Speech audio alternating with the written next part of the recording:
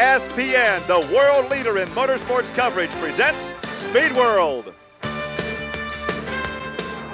We are in the Valley of the Sun in Phoenix, Arizona for the 1990 season opener for the American Racing Series. Hi everybody, I'm Gary Lee alongside IndyCar veteran and recent big winner in IMSA GTP competition, Derek Daly. And Derek, the 5th season for ARS promises to be the biggest and most competitive. It really does. In sheer numbers, we're going to have 24 cars will start the race here. This is the largest field ARS has had for a long time. And for those of you that have followed ARS over the years, we have some familiar faces back from last year, but we also have some new players this season. That's right. The familiar faces, the Tommy Burns, Ted Prappis, P.J. Jones, they haven't had good qualifying, particularly Tommy Byrne. There are some new faces here. Mark Smith, defending Super V champion. Robbie Buell, defending Barber Saab Series. So the new boys are about to mix it with the seasoned veterans. It's an ideal day for racing. The temperature 68 degrees with clear skies, the humidity low, and only a 10% chance of rain. So as the field rolls away, we are ready for battle in the opening race of the 1990 ARS season. In row 1, Mark Smith, the rookie in car number 12, and outside, car number 10, Hunter Jones. In the second row, the winner here 2 years ago, Paul Tracy in number 90, and outside a rookie, number 11, Robbie Groff. In the third row, on the inside, car number 26, Mike Snow, and outside, the Belgian driver, Eric Bachelard. In row number 4, on the inside, the veteran from California, Ted Prappis in number 5. He won once last year. And outside, Steve Shelton in number 4. The fifth row, inside number 33, Steve Barclay, and outside number 25, Marty Roth. We move now to row 6, car number 21, P.J. Jones. He was a victor last year. And outside, Arthur Abrams in number 19. In the 7th row on the inside, number 14, the veteran from California, David Coudray, and the young lady from France, Kathy Mueller, outside in 89. And row 8 on the inside, number 2, Robbie Buell, and outside Mark Rodriguez in number 88. In the 9th row on the inside, teammates from a year ago, number 36, Tommy Byrne, and outside number 22, Tom Kristoff. We move now to row 10 on the inside. Peter Lockhart will drive number 1, and Mitch Thiemann will drive number 27. In row 11 on the inside, number 9, Jay Cochran, and Roberto Quintanilla outside number 64. And row 12 on the inside, number 6, Colin Truman, and outside Kenji Momota. And we look over the left shoulder now of Colin Truman as he will start from the back of the pack. A good view of what it's like out there, Derek. An excellent view. These in-car cameras are now so good we can see exactly what the driver sees. He's watching that row in front of him. There are so many cars ahead, he's got to be so careful at the start. Derek, there's a problem in the pit area. Well, Robbie Buell is already having problems. Number 2 car coming into the pits during the pace lap period. They've taken the engine cover off, apparently having a problem with the plug. They've made the change and hope to get him back onto the track without losing too much as the cars come around to start. The Buick Regatta brings them around. The pace car is off. We are ready for the start. There it is. There is the green, and the rookie, Mark Smith, has the lead. Look at the squeeze job on Tracy. Hunter Jones almost took Tracy out before they got around the first corner. Tracy's race almost ended, as you say, before the first turn. Groff moves up to second. Tracy falls back to third. He had to get out of it momentarily to save that one position. That shows you how tight the start can be. Tracy came through from the second row and tried to get by Jones, a front row starter. Tracy, very, very lucky. We have a pair of rookies running up front right now. Mark Smith, your defending Super B champion, is out in front. And Robbie Groff, who was second in the Super B standings last year, rides in second. So the first veteran in the serial would be that car right there, the blue and yellow, and that is Paul Tracy. Oh, a problem early in the race. Look at the damage. Jay Cochran slides over to the infield. Very hard contact. Look at that suspension, front and rear. That car is destroyed. Another driver involved, that is Peter Lockhart. He is up against the wall, so an early altercation with extensive damage to both race cars. Both drivers are still in the car. We can see Peter moving around, so apparently he is okay. The quick release steering wheel. We can also see some motion there in the cockpit of Cochran's car. Look at the marks on Cochran's car. Here's a replay. Okay, Lockhart loses it. Cochran goes to the outside. Oh, hits the wheel. Oh. And he almost gets up to the cockpit. The head almost got to the wall. A very, very serious altercation that could have been even more serious had the car pitched over a couple of more inches. It's hard to believe those red marks in the cockpit look as if they're the actual paint from the wall. Jay Cochran, I hope he's okay. He's a lucky boy. Well, he may have gotten some burns from perhaps the water from the radiator. As we see him being sprayed down, Peter Lockhart walks away. He is okay. This Speed World coverage is brought to you by Quaker State. The Big Q is One Tough Motor Oil. There are your leaders in early yellow. We're coming back with more from Phoenix.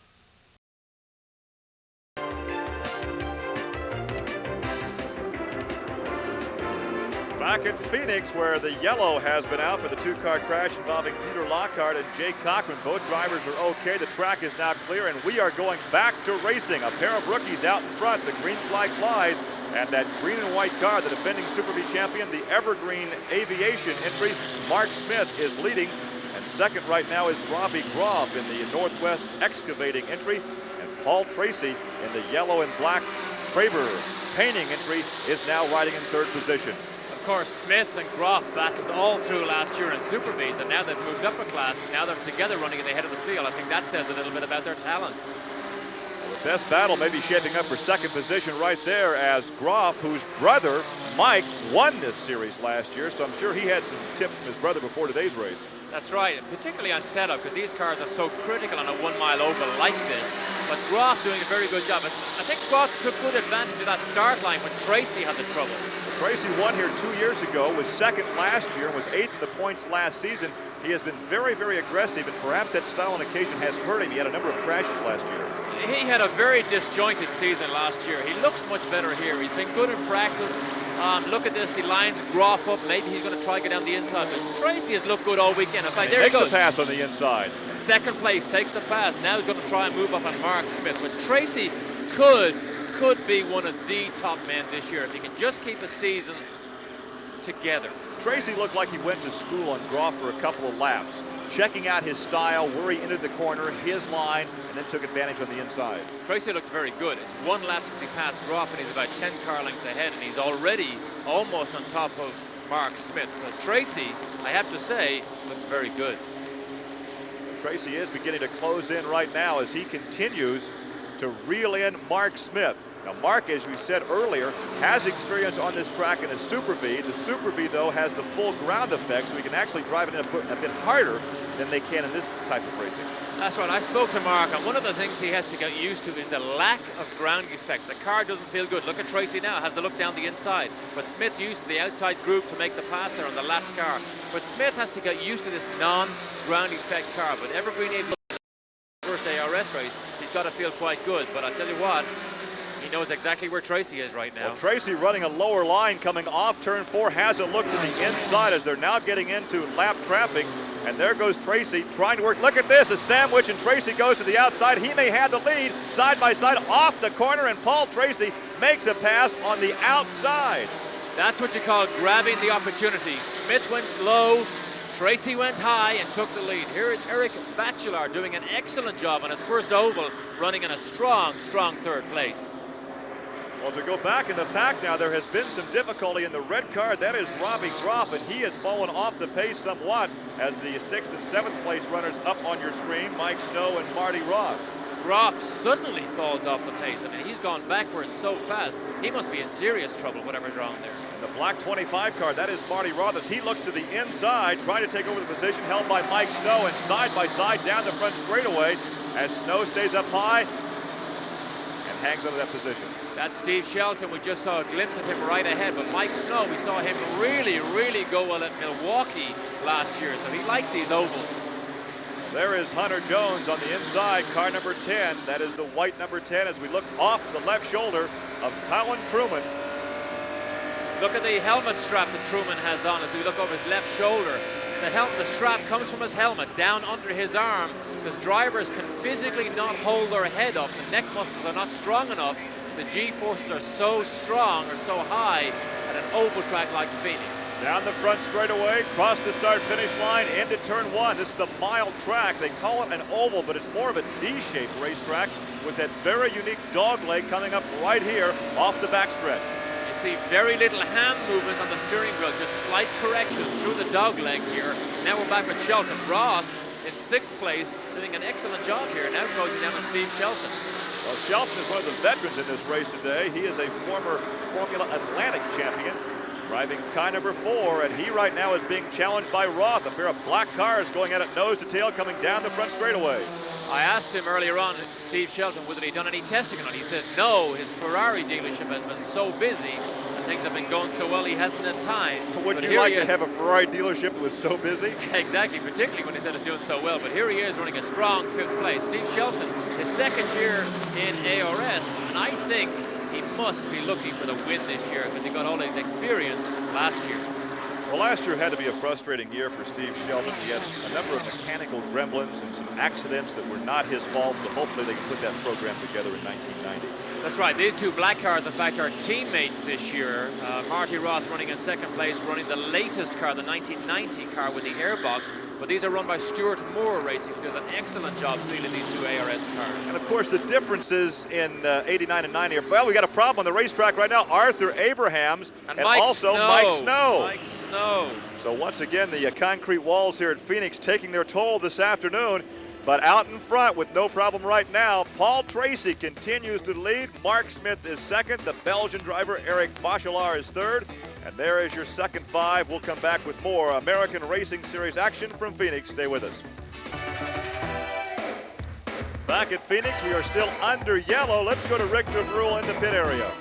Well, Burke Harrison, you're Paul Tracy's chief mechanic. He didn't run this fast in qualifying. What'd you do? We made a mistake in qualifying, actually, and we just put it back to the way we were running yesterday, and it appears everything's okay so far. Seems at this point he can run anywhere on the track. Yeah, he made the pass for the lead around the outside. That's a good indication that the car's set up. Is this yellow going to hurt, though, bunching him back up? Well, it'll bring Smith a little closer, but I think we can still keep the lead.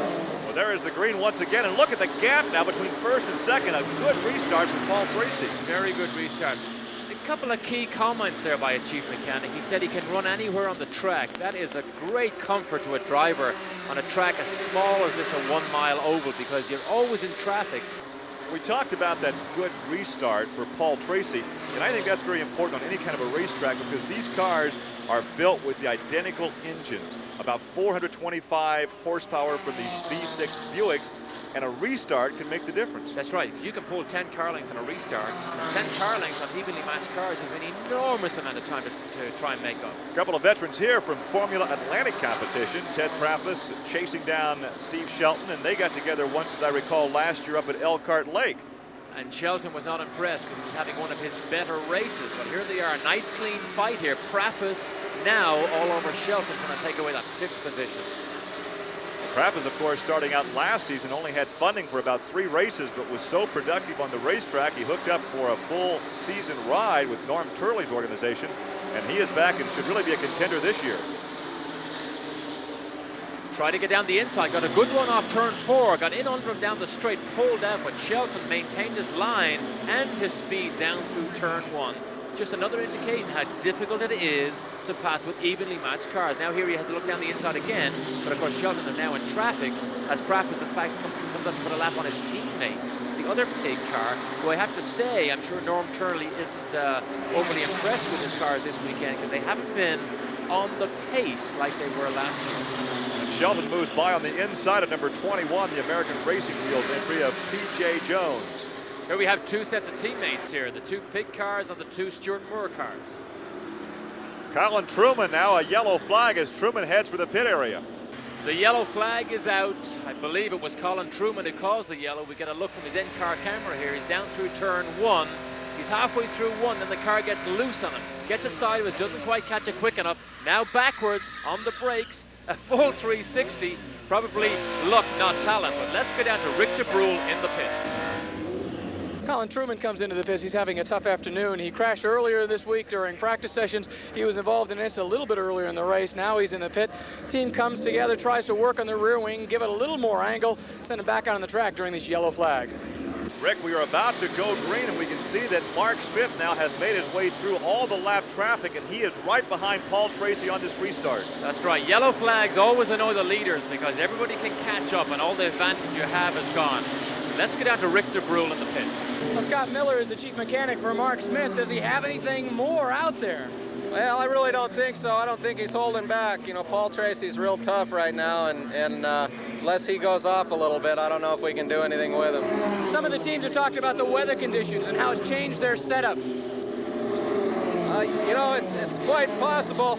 We lost radio communication at the start, so I really don't know what kind of problems he's running into out there. Right now, as we look back at 5th and 6th positions, Ted Prappus rides in 5th. Marty Roth is trying to challenge for that position, the black number 25. These three have been in close quarters for a long time. We have blue smoke. We have blue smoke. We Yes, have a we do problem have on an the incident. racetrack. And that is the Glidden car of Steve Barclay, number 33. We saw the smoke coming up as the cars went into turn 4, so understand that Barclay is okay. We'll take this break, though, with Paul Tracy leading. Mark Smith is second. The Belgian Bachelard is now third. Steve Shelton fourth. And Ted Prappus rounding out the top 5.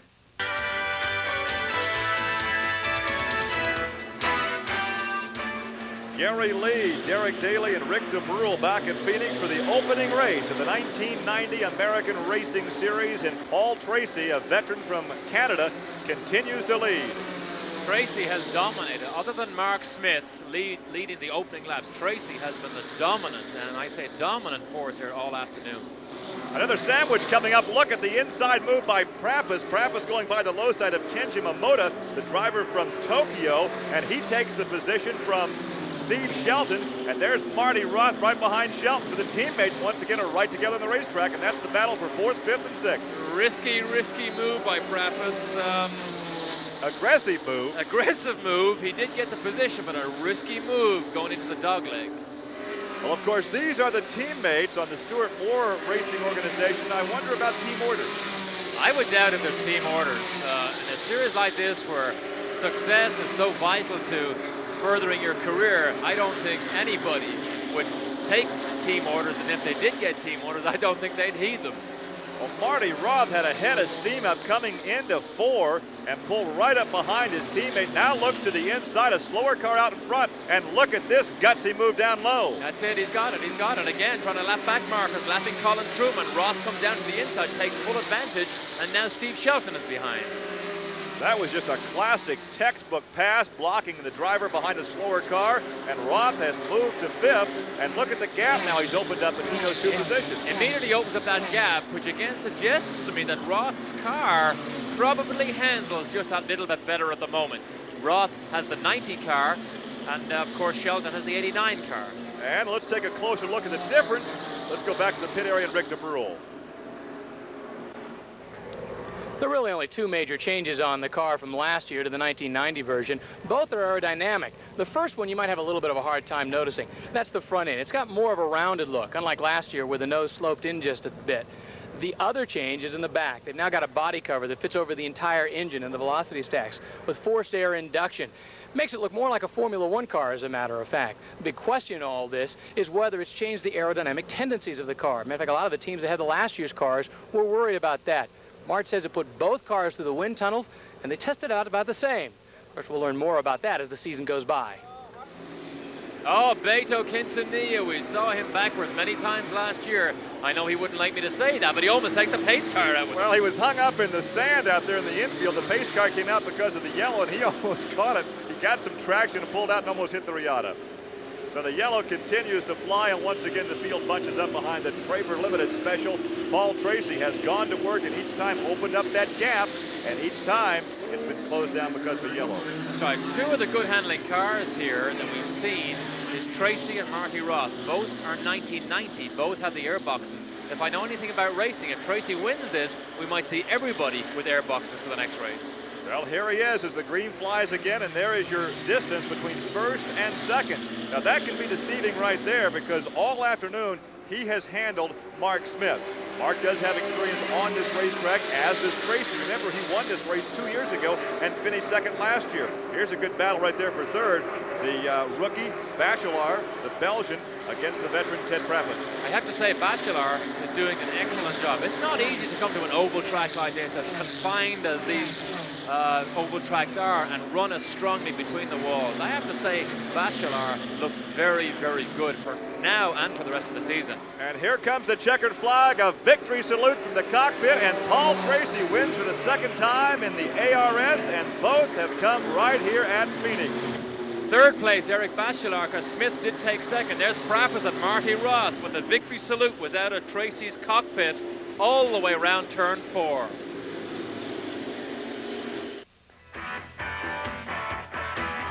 Well, Paul Tracy, all weekend long, we've been talking about how no one was going to run away with this race, and you just effectively did that. How'd you do it? It feels good to dominate. I have to credit Lanford Racing, Buick engines. The car was great all day, and Burke Harrison and Grant for working on the car. They did a great job all weekend. You must like this track. This was your only win coming into this series. Now you've got 2 victories here. Yeah, it feels great to be back in Phoenix, especially to dominate. I really enjoy this track.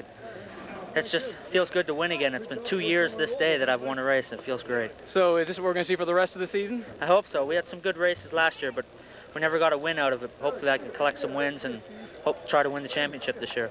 Paul Tracy, his 2nd victory of his career here at Phoenix International Raceway.